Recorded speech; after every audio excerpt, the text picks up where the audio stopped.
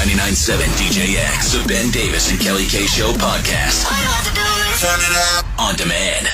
So last week, hundreds of you had something to say about Victoria's situation where she was getting married in a few months and everything was great except for her future mother-in-law wanted her to wear her old wedding dress, the one that she got married in. And Victoria was like, no, I have found the perfect dress that's for me.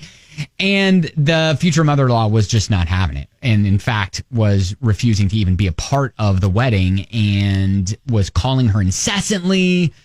And even the fiance was just like, just wear it. And so he was he wasn't really like stepping in to help. Right. And I think a lot of people were saying, hey, it's your mom.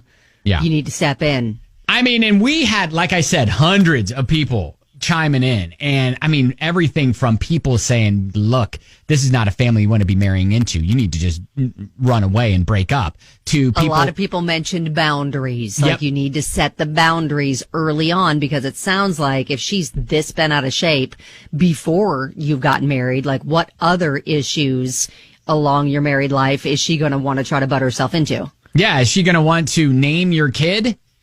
Yeah. Oh gosh. Like if you have a girl, or is she going to expect the name to be her name, you know? Yeah. So we got an update last night from Victoria. Do you want to give the update? Sure. I can totally do that. Okay. So here it is. Thank you so much for the confidence in moving forward with my wedding dress situation. Mm-hmm. She said, I also appreciate those of you who suggested I break up with my fiance because of the mother-in-law. That is not going to happen, but LOL. Okay. And Ben, I appreciate your thought of destroying her old dress and pinning a small part of it to mine. Ah, okay, good. That is also not happening. Okay. So I decided my plan of action was going to be first to get my fiance on board with my decision. Ah, smart. I am on board with the something old, something borrowed, etc. I told my fiance that I would concede to using the little ring pillow my future mother-in-law used to carry our rings during the ceremony. Okay. But she was not changing my dress. Okay, so she's suggesting like the little pillow that like the ring bearer use her mother-in-law's pillow for their to carry their rings in their ceremony. Gotcha. Kind of as the something borrowed. Mm-hmm. So we decided to both talk to her. At first, it was difficult because she was crying and saying that she can't believe we're cutting her out of the wedding by not wearing her old dress. Oh.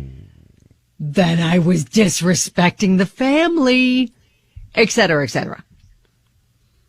So I was about to go off. Wow. But my fiance, and he's so great, calmly spoke to her. Oh, good. I'm glad. He said we want to honor her by using the ring pillow she used, and it being symbolic of her holding the rings we'll be wearing for the rest of our lives. Oh. Good one, right? Good one. It will be like she's holding the rings close and handing them off to us. That was a great approach. Oh my gosh. Yeah, I mean, this is good. He's pouring it on thick. Yeah. I hadn't even thought of that angle. I didn't think she would accept that at first, but then she said thank you and smiled.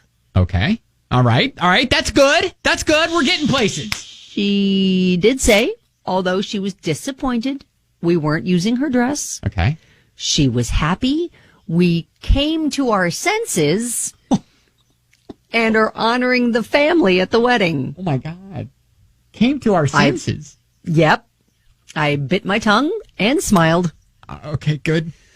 So I think all is good. I'm going to wear the wedding dress I want, and my future mother-in-law will be represented too.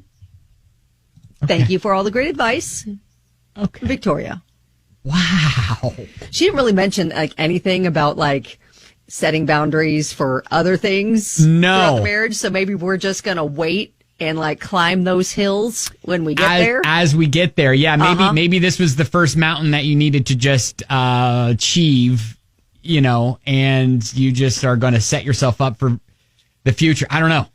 Well, wow. it sounds like her fiance, though, like came up with some genius, like thought process, like taking her down, like, listen, this is super special. This is what we're going to do. I mean, he came out with some gems and really, I think, stepped in to help save the day. Right. And, obviously her fiance has dealt with future mother-in-law, his mother, for he knows lot her. long. Yeah, exactly. A lot longer than she has. So he knows how to talk to her. And all right. So I think this is probably best case scenario, right?